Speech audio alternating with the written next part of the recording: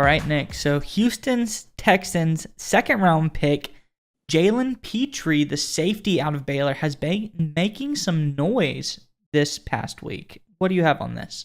Yeah, so Mark Lane over at Texans Wire had a piece about Pitre. Here's what Mark Lane said. The Houston Texans selected Jalen Pitre with the number 37 overall pick in round 2 of the 2022 NFL Draft. The pick indicates the club has hopes for the Baylor product to upgrade their secondary. The Texans' big plans for Pitre are within his skill set. The 6 foot tall, 197-pound defensive back has the ability to play on the back end and also down the box to enforce the run defense. Here's the key right here, though. Pitre will be playing in a Tampa 2 scheme that has produced some dominant safeties over the decades, from John Lynch from Tampa Bay Buccaneer days to Bob Sanders with the Indianapolis Colts. It is feasible that Pitre could have a similar career arc if he follows what Smith preaches.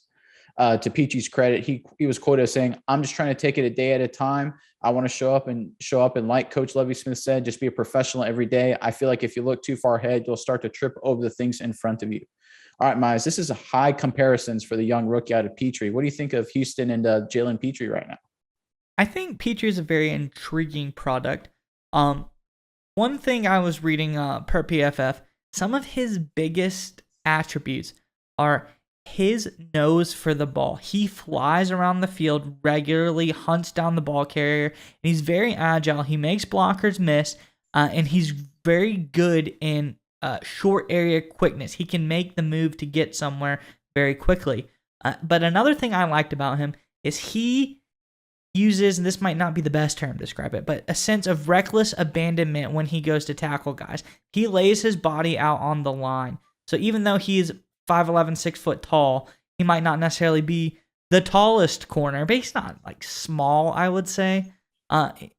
He makes it work for him.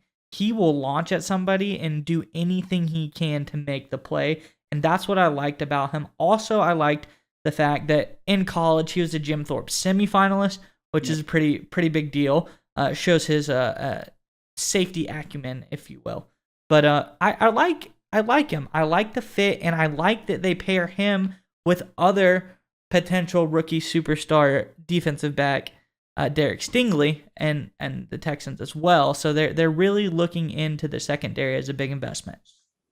Yeah, and to your point, I think when you talk about his reckless abandonment, that's where the Bob Sanders, John Lynch comparisons kind of come into play, because both those guys as safeties played with a reckless abandonment, especially in pass defense, laying the wood on receivers coming across the middle. I think what Lovie Smith is trying to do here is recreate his, and it was mentioned in the article, the Tampa 2 defenses from the late 1990s and early 2000s, which Lovie Smith coached at for a time. So if you look at what the Houston Texans did in the draft, they got their Rondé Barber, the former Tampa Bay Buccaneer corner, and Stingley, like you said. In the second round, they got their Derek Brooks. That's Christian Harris, the linebacker from Alabama, whose number one attribute was his ability to get deep in zone coverage, which in a cover 2 defense, that middle linebacker has to fly and get depth. And here they go. They got their John Lynch, their aggressive leader safety on the back end, who has the ability to come up and hit receivers if necessary, but also play that deep half in the cover 2 that's needed. So I think Lovie Smith here is just trying to recreate the magic of those days, and credit to him for doing an outstanding job executing on that plan. Yeah, I completely agree with you. I think one thing I love is when guys like dig back into the annals of NFL history and like bring stuff out, because that stuff was great. I love a good like Tampa 2 defense. You know, when Bill Belichick talks about wanting to run the single wing offense, like I like stuff like that. The very niche like 85 Bears defensive looks that they would use, like all that weird stuff that you don't necessarily see all the time, because I do think it works. I think it has its place in the NFL to run more of a niche scheme, don't you think? Well, and cover 2 isn't necessarily niche, although it's kind of gone away over the past few years. It's more just a base concept that was really, really good in the early 2000s. It's kind of fallen off as teams have gone more multiple. But credit to Lovie Smith, because it's not just running that defense, it's finding the guys to fit that scheme that are good football players. So obviously, if you got a cover 2 safety, he's playing a lot of zone coverage, right? So he's got to be quick on his feet, and he's got to have great eyes. Listen to this from NFL.com's draft profile of Pitre. His strengths include eyes help him play faster than his speed, instincts to feed on quarterbacks with lingering eyes. And here's my favorite part.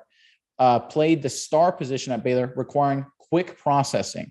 This guy seems tailor-made to be a safety, and all points indicate that he's got high-level intelligence. NFL.com made sure to highlight, Lance Zierlein, NFL.com made sure to highlight his football character and intelligence. So he just seems tailor-made to be the leader of the defense on the back end, playing that cover 2 deep safety kind of player.